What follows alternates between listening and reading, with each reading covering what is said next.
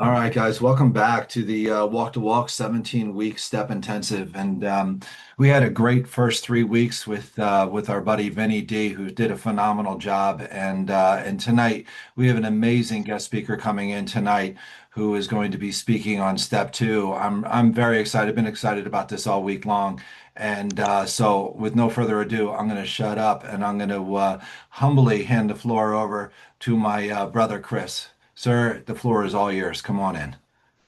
Thank you. My name is Chris, and I'm a recovered alcoholic. My sober date is September 26, 2014. My home group is called All Lit Up Again. It's found in Nassau County in Long Island, New York. I have a sponsor. I sponsor other people. I'm an in-group rep for my brick and mortar home group, and I'm grateful to be alive and sober. And I don't have a PhD in the big book. I am not the master of all and know of all, but I get to share with you experience. I get to share with you knowledge, and hopefully I get to share with you, most importantly, the love and the enthusiasm that I have for Alcoholics Anonymous, because this program saved my life. Before, when we were doing the some of the introductions, my son came in, and he's 13 now, and I got sober when he was 1.5. And I was the guy sitting next to his crib asking God to give my son a new dad because I could not be the father he deserved. I am the desperate alcoholic. I am the real alcoholic. I am the person that tried to quit so many times, but it didn't work. I tried on self-will. The book talks about in the final analysis, it is only there that he may be found. And I was reading about the walk the walk preamble, and it talks about it's been our heartbreaking experience that all other methods have failed. That was me. That's my alcoholism. I've tried this whole thing. So what am I going to talk about is something that's personal to me. And yet it's something that is imperative for Alcoholics Anonymous. I find out lack of power is my dilemma. This whole program is about power, lack of power, conscious contact with power, share this power and experience with this power with another alcoholic, and then rinse and repeat and do this thing till the day that I die. Make this part of my continuous work. But I wanted to share, my experience when we talk about the second step, which is what I'm talking about, which could be found in Bill's story when it comes to Bill and Ebby's, experience, them sitting at the kitchen table and talking about this power greater than yourself, choosing your own concept. It could be found in We Agnostics, with a chapter explicitly on the second step. It can be found in the chapter Working with Others, where it talks about how we're working with a protege and we help them navigate through the second step. But what I found is in sitting in enough meetings about the second step, the one thing that I always have to be conscientious about, because the program tells me to walk on my side of the sidewalk, resolutely keeping out of my mind the wrongdoings of others. Where am I selfish, dishonest, self-seeking, afraid? I made a commitment to turn my will and life over to God. I made a commitment to devote my life and my program to the traditions, the steps, and the concepts. So what other people do is them. What I need to do is focus, and what I found is with the second step is the conscientious and the awareness to not break traditions, to not break unity, to tell you this is what AA is and this is what you need to believe, rather than you have your own experience and your own concept.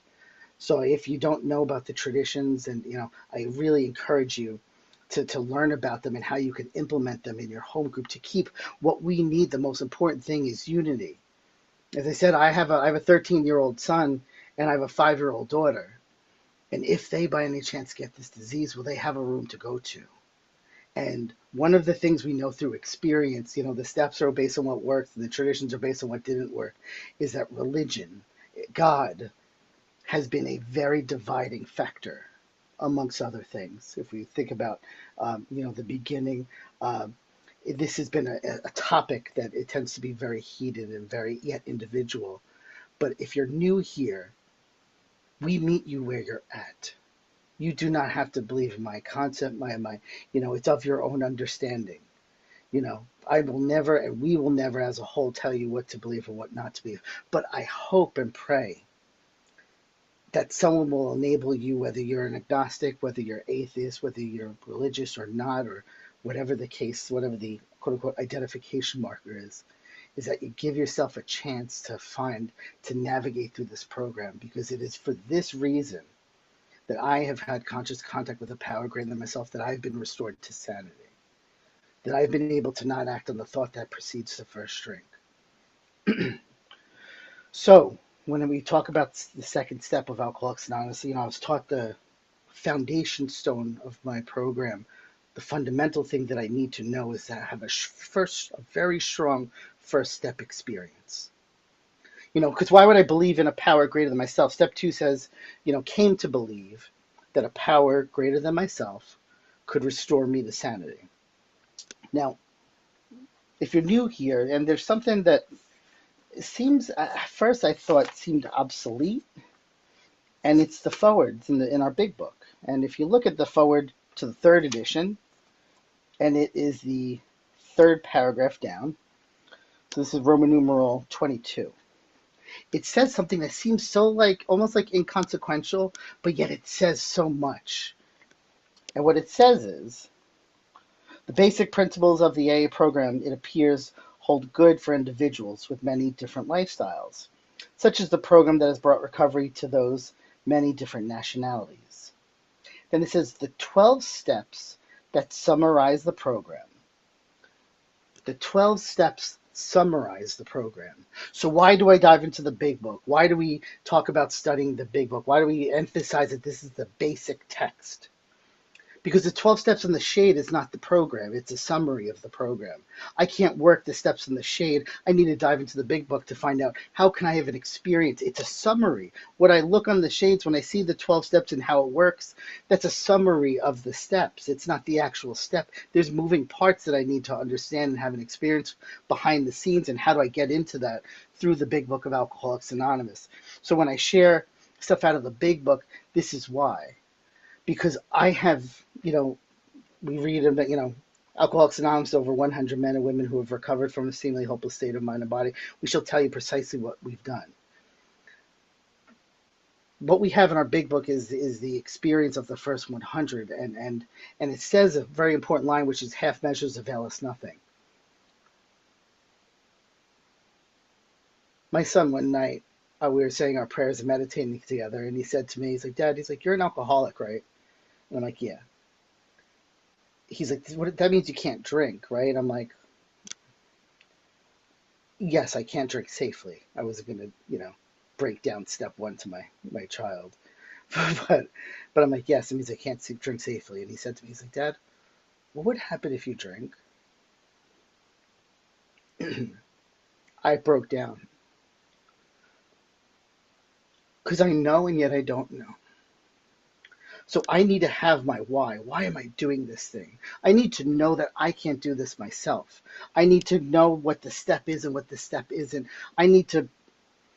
I don't ever want to pick up a drink. Someone in rehab said to me, he said, Chris, close your eyes and picture the person that you love more than anything, and that's my son. And then he said, picture your son drinking how you drink. Picture your son burning himself the way you burn yourself. Picture him thinking how you think and feeling how you feel. Then he said to me, take the advice that you would give your kid. If your kid was you, what advice would you give him? And I remember saying, I would tell him to do whatever it takes to get better. He's like, maybe that's what God has in store for you to do, whatever it takes. And my experiences, and I understood it as I went through the steps over years. If we have a progressive illness, my experience with the solution is also progressive, is that I've experienced untreated alcoholism sober. I've had a few occasions in my 11 and a half years of sobriety where I was pretty close to relapsing. And it was because half measures were availing me nothing. There was something that I was missing. There was false idols and false dependencies. I started using Alcoholics Anonymous as a great place to socialize and see my friend, use it as the Alcoholic Elks, little Knights of Columbus where I can go hang out with my friends and do fun things. And I forgot that this is the place where I went to when I need to be desperate, when I need to contact God, when I need to, instead of talking to my pals and my friends, search for that newcomer who I need as much as he needs me. The symbiotic relationship that we find out in step 1 and step 12. So when we find out, so that's where I start to break apart the nuances of the steps and what does this really mean? Because the more I have, the more I get to give to somebody else. And I just want more because I love because it's what feeds my heart. But one thing I've learned in Alcoholics Anonymous is that as I go through the steps and as I live in the steps and I go through this continuous process of a relationship and a dependence upon God, because that's what this is about. If we look at the promises, we'll find out a lot of them are about drinking, but a lot of them are also not about drinking. We find out that alcohol is a symbol and alcohol is the symptom, and the elimination of my drinking is but a beginning. A much more important demonstration of these principles lies in my home's occupations and affairs. I found out there's a lot to this more than just the actual booze. But one thing I found out was that if I have a problem with any step, I really have to look at my first step experience and say, can I afford to not do this? So the one thing that I needed for step 2 is desperation, is an awareness that I can't fix myself. Page 43 of our big book says, there's no doubt in my mind that I was 100% hopeless apart from divine help. I knew I couldn't fix me. I knew I could not stop drinking. I knew I needed a power greater than myself. Because of myself, I couldn't stay sober. I've gotten sober. I'm the alcoholic that can get sober, but I'm not the alcoholic that could stay sober. So I find out in the first step that the problem is not just alcohol. It's I'm powerless over alcohol. My life has become unmanageable. I have a threefold disease: physical, mental, and spiritual.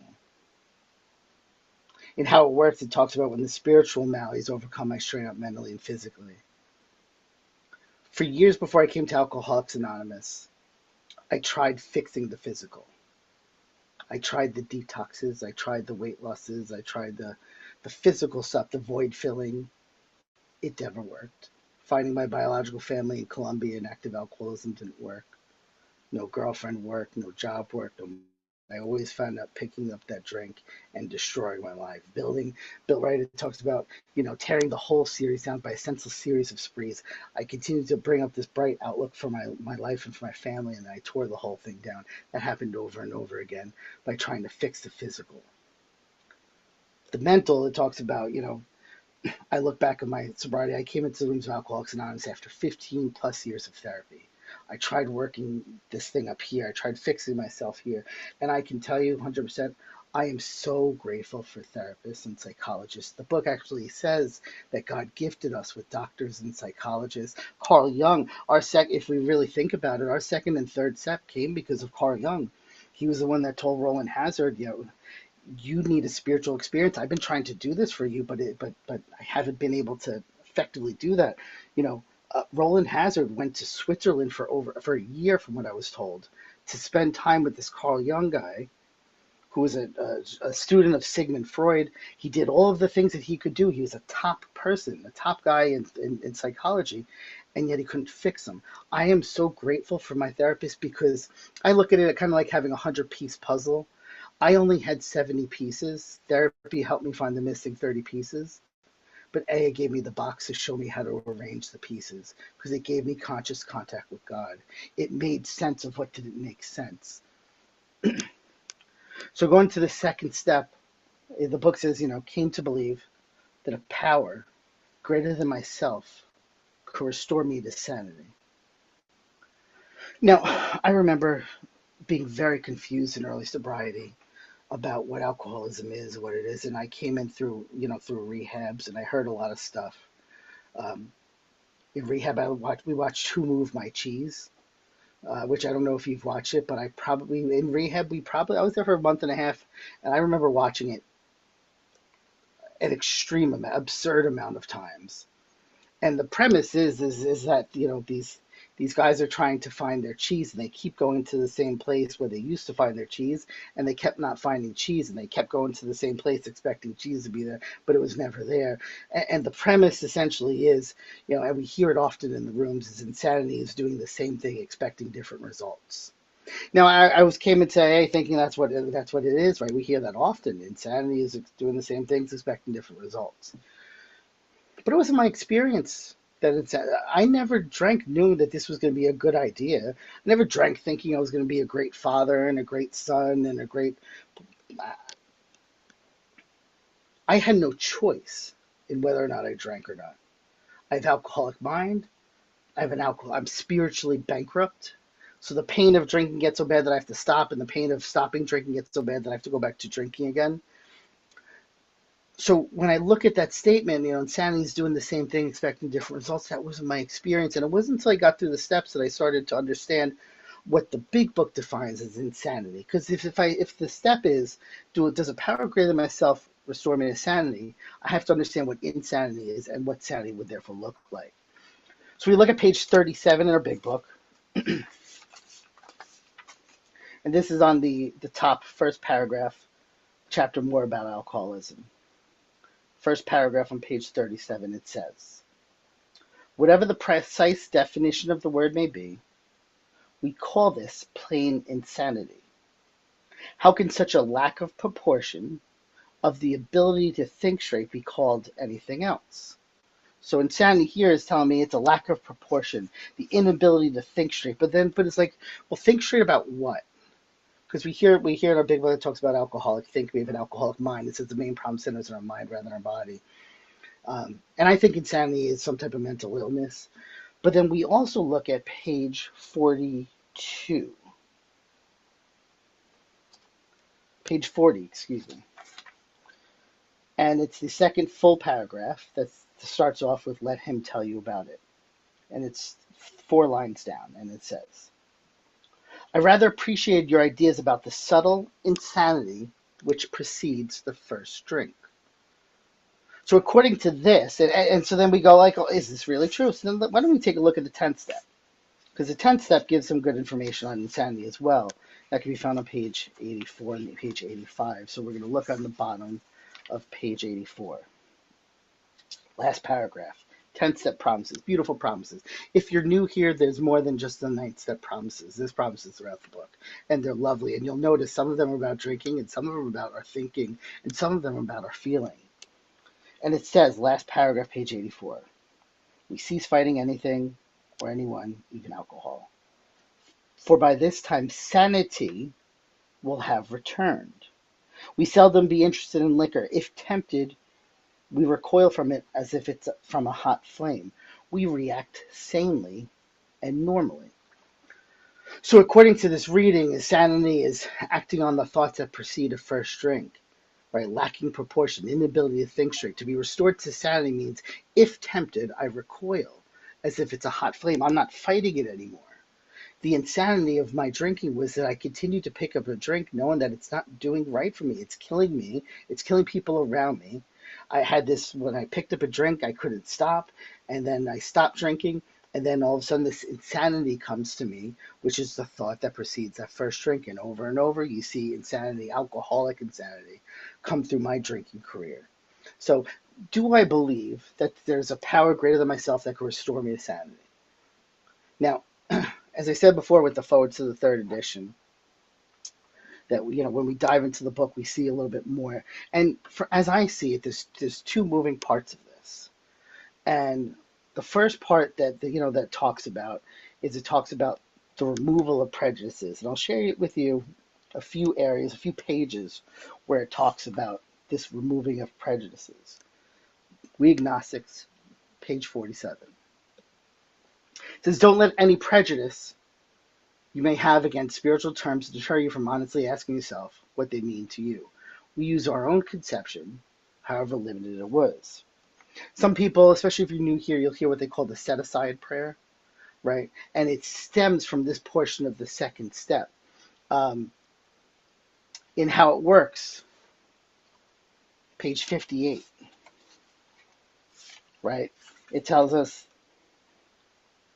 some of us had tried to hold on to our old ideas, but the result was nil until we let go. Absolutely. The old ideas is the prejudices I have. A prejudice, as I was taught, is a predisposed notion. See, I come into AA with this awareness that I just don't know. If you're new here, I hope you're running out of answers. I hope I would have done anything you people told me. I am just so grateful that I was put in the hands of somebody that knew what they were talking about, that had an experience of death and weight, that had the time and willingness to transfer it to me, because I was willing to do whatever. I never wanted to pick up that next drink. I made amends to the person that molested me. I visited the country of Colombia. I did all sorts of things that was completely impossible and absurd. I paid thousands and thousands, and I can't tell you how much money that I paid off in debt because I knew that I had that willingness to never drink again. So the second step tells me that I have to be willing to set aside my prejudices, to have even what the 12th tradition talks about, like that humility, and the fifth step talks about humility, humus, which means down to earth, right size, that I know, to know that I don't know. Page 51.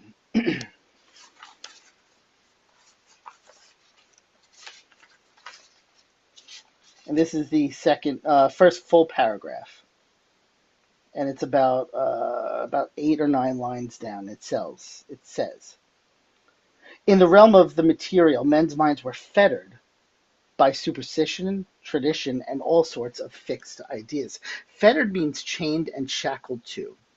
Again, it's telling me that I need to lay aside my prejudice. It's telling me I have to get rid of these fixed ideas. Maybe what I know isn't right. Maybe what I know is keeping me away from what is. Maybe I need to be relieved of the bondage of what I think God is, what I think AA is, what I think I am. Maybe I need to have that open mind, that willingness to have a new experience. Maybe I need that humility to go, I don't know.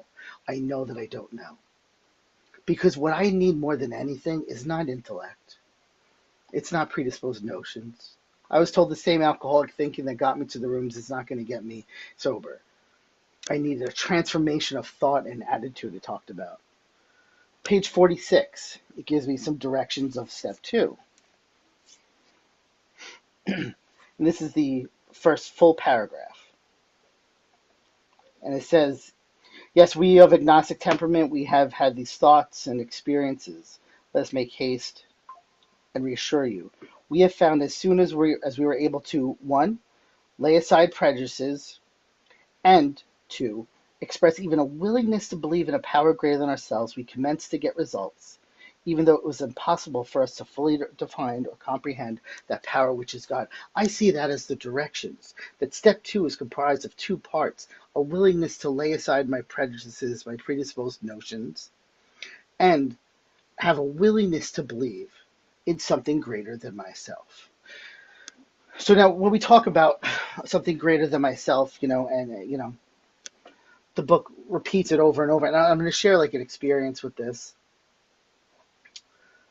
I take my kids to Pennsylvania, and there's an amusement park there that they always enjoyed when they were younger. And there was a clubhouse that I would go to a meeting in the morning. Every time we'd go up there, I'd go to this clubhouse. So I'm at this clubhouse, and I'm just an outsider coming to visit, go to an AA meeting, and I see a new guy. And I didn't see a new guy; I smelt a new guy. And the new guy was sitting at my table, and you remember what it felt like when we were new. Yeah, the look, the smell, the desperation, it just reeked of. I get it because I've been there. So I'm talking to this guy. I introduce myself, and and I welcome him to the meeting, and he tells me that essentially he sums up and tells me that he got kicked out of his house. His wife's leaving him. He's about to lose his 2 children, who he loves uncontrollably. He just loves these children, and he works in a medical facility. I found out this guy's a doctor, a medical doctor, and he can't stop drinking. So we get some coffee, we sit down, the meeting starts, and it's a God meeting. God, God, God, God. It was the only thing that was talked about. I don't remember if that was a topic, but everybody was talking about God. And I just saw the look in his face. He was not pleased. So the meeting's now over, and I go talk to him, and I tell him, like, yeah, what'd you think of the meeting? Because this is his first AA meeting. I don't do this God crap. And I'm like, you gonna come back? He's like, no, I don't do this God crap. It's nonsense. So I said to him, I'm like, well, how well do you do doing the you crap? And it was a splash of sarcasm and humor. And he looked at me and he was like, kind of like offended. He's like, well, I'm like, well, you have a PhD. You're smart. You're really smart. You're much smarter than I am. How have you been successful in trying to get sober? And he's like, I can't get sober. I'm about to lose everything. He loved his kids and his wife more than anything. And this guy could not get sober. So I said to him, I'm like, well, I know, and I acknowledged that he was talking about, some people talk about like a religious divine being, and obviously that's what he was saying. He wasn't about. He was not going to believe in. And I said to him, like, well, could you consider that, like, if you don't know how to stop drinking, and we know, because I said to him, like, why do you come to AA? He's like, because you guys know how to stop drinking. I'm like, so you don't know, but we know. Isn't AA a power greater than yourself? He's like, well, what do you mean? And I'm like, well, AA as a collective, service, unity, recovery. Service having a service commitment, right? Our triangle. Service having a service commitment, unity having a home group, recovery, here are the steps we took, which is suggested as the program of recovery. Is it possible that if you go through the steps, you have an experience, you continue to rinse and repeat and establish a relationship with something greater than you have a home group, and you have a service commitment, that you can get sober? This is a power greater than yourself. And he's like, that's crap. He's like, well, what happens when I do this step 3 where I make a decision to turn my will and life over to the care of God? So I said to him, well, what's after 3? He's like, 4. I'm like, well, maybe you just have to do step 4. Maybe that's what step 3 looks like, just to do the next number. He's like, that's it? I'm like, as far as I could tell, it's worked for me pretty nicely. He's approaching 7 years sober. And I was sharing this before, that we would go for a while, and I'd go to take the kids to this amusement park, and the next year I go in, and I'm sitting in a parking lot, and I can't stop thinking about him. It is just eating me up inside that I've been here for a day, and I'm thinking about this guy. And so I'm in the parking lot of the amusement park, so I give him a call, and I'm like, and he answered, and I'm like, I just want to tell you that I'm thinking about you. I'm in Pennsylvania, maybe we can meet up or something, because I can't get you off my mind right now. And he's like, why are you calling me today? I'm like, well, I'm in Pennsylvania. I'm close to where we met the last time, and just you've been on my mind. I can't not think about you. I had to call you in the parking lot with my kids. And he starts crying. He's like, tomorrow's my 1-year anniversary. And would you come and see me and see my sponsor and meet my kids and my family? And I did. He took that willingness to believe in something greater than himself and followed it by action. And he had an experience. Not knowledge, not necessarily names. He had an experience with something, his experience. And his experience enabled him, we were talking after the anniversary, and I'm like, how are things going? You just look amazing. And he's like, well, my wife and I got back together, and I'm living with the children, and we joined a church. And in fact, not only did we join a church, we're running a group at church for couples that are struggling in their marriage. So this is a guy that doesn't do the God thing. It's crap, it's nonsense, blah, blah, blah. And he did the work and had an experience of his understanding and was compelled to continue to pass and carry that on to somebody else. For the record, if you're new here, that's why we go to meetings. Because moments like that are priceless. Absolutely priceless. It's breathtaking to see him develop, and we've kept in contact. And to see this thing working. And that's what they say, lack of power is our dilemma. Step 1 says I'm powerless. Step 2, I believe that there's a power that could restore me to sanity, that will enable me not to act on the thought that precedes a first drink.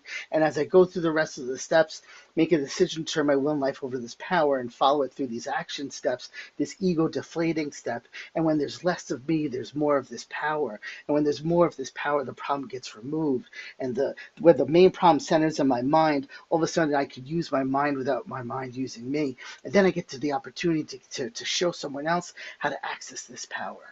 And what happens is I get consumed with love and spiritual principles. And what the book talks about, faith in and belief and dependence upon. Make sure your real reliance is on this power of my understanding. But step 2 is just simple. It gives me 2 things. It tells me, 1, beg of you lay aside your prejudice, which is the first part. The second part, it says, do you believe, or are you even willing to believe that a power greater than yourself can restore you to sanity.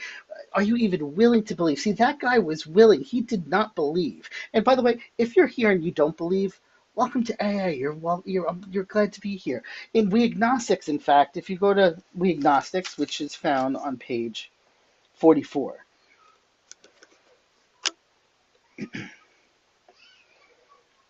it tells us,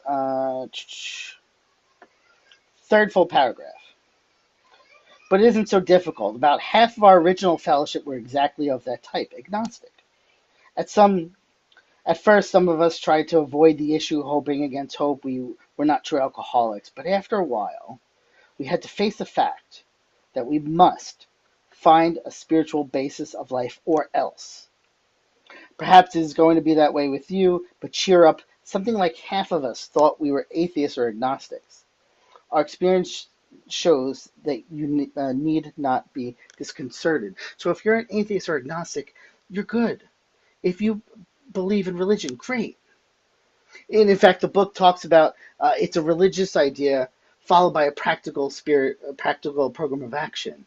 It came from the Oxford group, right, which was a religious program. So, and I'll tell you the one thing that gets me, and it's so tradition one breaking, which if you know about tradition one, it talks about unity, that we're united.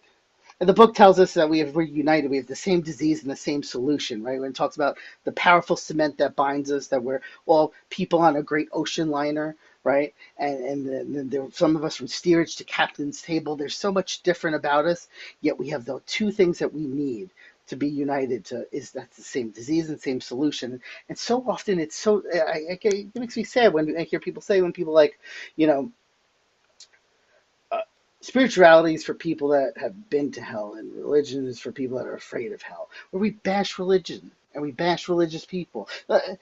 Step 11 says, be quick to see religious people are right. Make use of what they have to offer. It's telling us to go see what they're doing that's right. We don't have to join them, but let's see what they have to offer. Be quick to see where they're right. So if you're hearing that in AA, I just want want you to know that if you're religious, that's great. If you're not religious, that's also great. You don't have to be. You don't have to not be. That you're good. We did because and it tells us, and I was reading that where it talks about that none of us could fully comprehend or define the power which is God. What bothers me with this, and I see this with newcomers, they go, "Well, I'm on step 2, but I haven't figured out the God thing yet." And I go, well, "What do you have to figure out?" Well, I haven't chose God yet. I haven't picked God yet. I have to create. I was told I have to create God. Now, I'm going to share my experience, and you can take it as you wish. If I need to find a power greater than myself that's going to restore me to sanity, and insanity is that I'm not going to act on the thought that precedes a first drink. Dog backwards is not going to keep me sober. A doorknob is not going to enable me not to act on the thought that precedes a first drink. A tree is not going to enable. I need power. I need something to change me. Read the appendix in the back of the book, The Spiritual Experience. I need something that's going to transform me. The book says, when the spiritual malady is overcome, I straighten out mentally and physically. I tried the mental and I tried the physical, and it didn't work. I still picked up a drink. Something needed to change in here, and whatever the second step thing is, I need that to change this. Because when the spiritual malady is overcome, I straighten out mentally and physically, recovered from a seemingly hopeless state of mind and body. So when I have a sponsee, and half of what I'm going to share is about, as a sponsee, what was my experience, but also what I do for sponsees that I work with. Um, Now, when it came to my experience as a sponsee, what I was told was to get a piece of paper. I got a piece of paper. My sponsor says, Chris, write, if God was here, what are the characteristics of God? So I just wrote a list of characteristics of God. I made sure it was a really good one, too. I probably went on the internet because I'm a bit of a showboater and I like people to be impressed with me. And so I had this really profound list of things on this piece of paper. So I tell my sponsor, George, I'm like, I have it. It took me 10 minutes. And I said, I have it. And he said, great. You wrote something on it? I'm like, yes. And I'm super excited to share it with him. He's like, you wrote something on it? I'm like, yeah. He's like, great. You're willing to believe. I'm like, that's it? He's like, well, if you weren't willing to believe, you wouldn't have written anything down. Okay, that worked for me. I was willing to believe. I came to believe. I was willing to believe. I wrote something down, and therefore that it's expressed a willingness to believe. Otherwise, I wouldn't write something down. Um, but when it comes to like, so that was my experience with as a sponsee, going through the steps. Now with sponsees that I work with, I do very much like kind of like let's read it. Let's go to Bill's story. When we look at Bill's story, and we say like, where's step 2 in Bill's story, we'll probably go to page 12. Now, up to this point, he's been talking about this idea because he tells his friend, now keep in mind, they're sitting at a kitchen table, and Bill hands his friend, Ebby Thatcher, a drink, and Ebby Thatcher turns it away. Now, they're drinking buddies. We know this. They've seen each other's alcoholism. They've known each other for quite a while.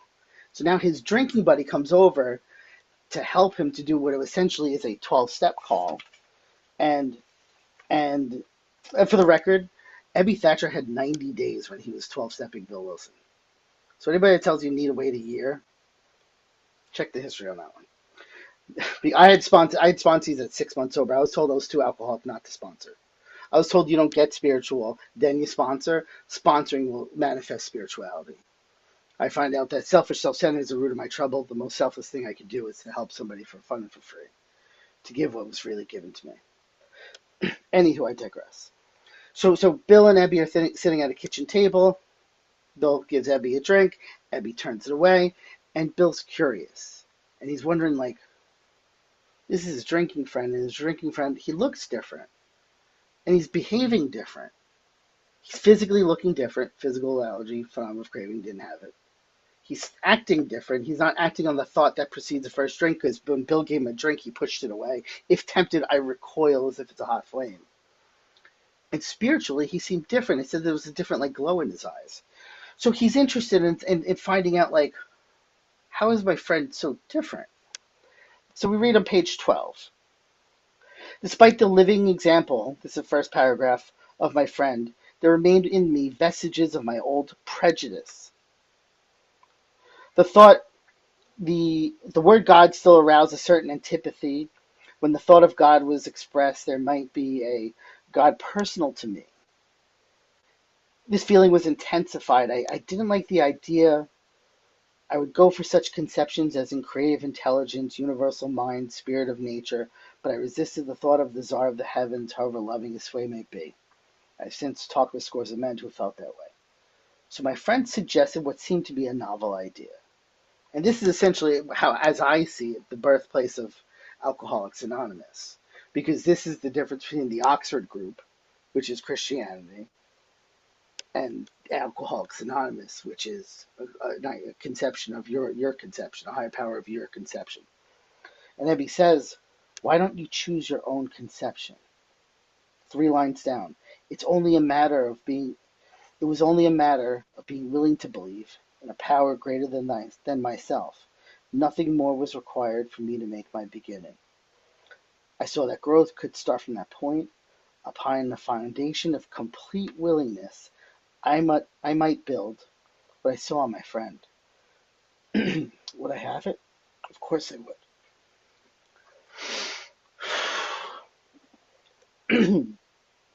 I am grateful that you guys let me come to Alcoholics Anonymous with beliefs, misbeliefs, misunderstandings, that you met me where I was at. The book talks about, this being all-inclusive, never exclusive. We had to be willing, and I had that willingness coming into the rooms of Alcoholics Anonymous, and there are people that have that willingness to do the work. Now, if they're unwilling to do step 2, we find out in the chapter Working with Others that we can't convince everyone. That we may spoil a later opportunity for somebody else, and that we just need to kind of just find another person to work with. In fact, in the chapter Working with Others, if we go to page 93,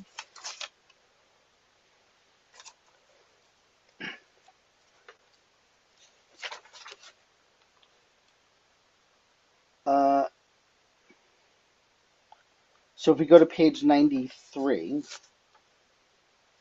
it tells us something, and it tells us 2 lines down. Let him ask you that question if you will. Tell him exactly what happened to you. Stress the spiritual feature freely, if the man be agnostic and atheist. Make it emphatic. He does not have to agree with your conception of God. He can choose any conception he likes, provided it makes sense to him.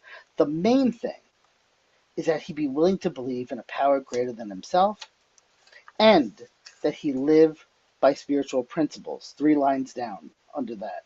There is no use arousing any prejudice he may have against certain theological terms and conceptions.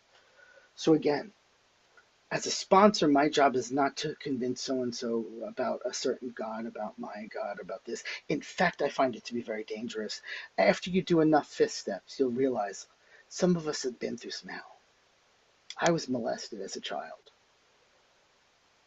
Now, if you look back at my roots, my parents, my mom, for example, her one goal in life was to be a mother. Some people want certain jobs, and some people have financial aspirations. My mom's goal was to be a mother. That's it. She wanted to be a mom. She gets married to my father, and they try, and she finds out she can't have children. And she goes to she wasn't really raised Catholic, but she had an upbringing that was semi-Catholic, and she went to some big cathedral thing in New York, in Long Island, and she prayed out of desperation. She was not she didn't practice religion or spiritual concepts or prayer or anything, but the grief was so hard that she needed something, some type of relief.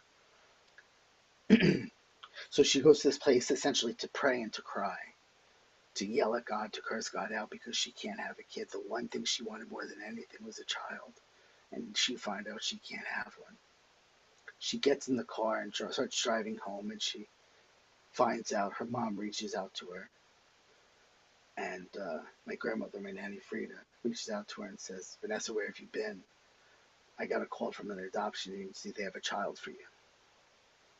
That was the home I was raised in. Believers of something greater than themselves. And though I had these beliefs and I had this information up here, I didn't have that conscious contact, and I resented God, because if God was alive, if God existed, why was I molested? If God existed, why would they have given me away for adoption?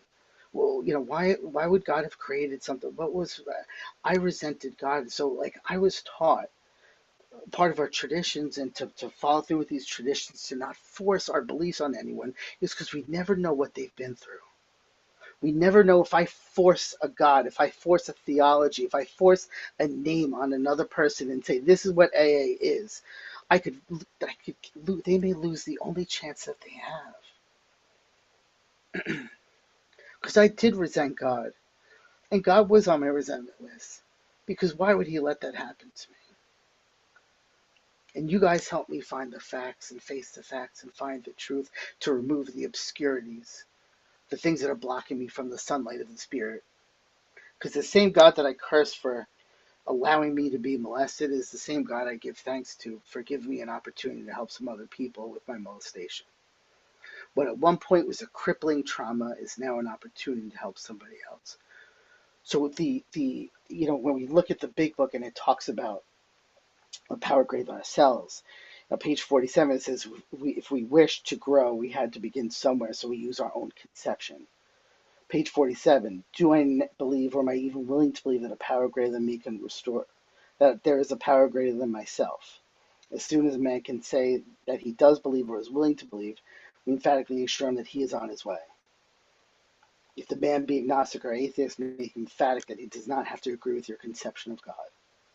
Page 46, we did not need to consider another's conception of God. Our own conception, however inadequate, was sufficient to make the approach and to effect conscious contact with him.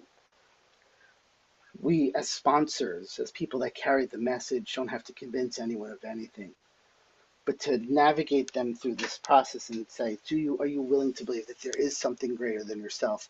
Because it's not yourself. We've tried it ourselves. I tried it myself. I couldn't do it.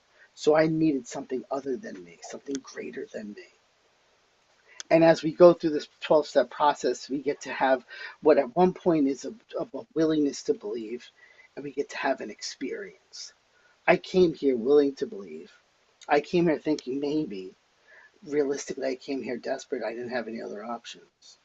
But I stand before you with 11 and a half plus years sober and tell you that I know for sure that there is something greater than me that has enabled me not to pick up the first drink, to act on the thought that precedes the first drink. I don't have alcoholic thinking.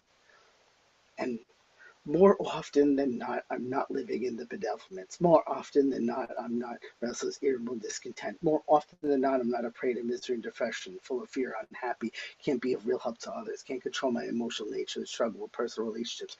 I'm better than I used to be, but I'm not going to be where I'm going to be. And I'm going to continue to ride this thing out because this program does work. And I thank you for allowing me to share my experience with coming to believe that a power greater than myself can restore me to sanity, step 2.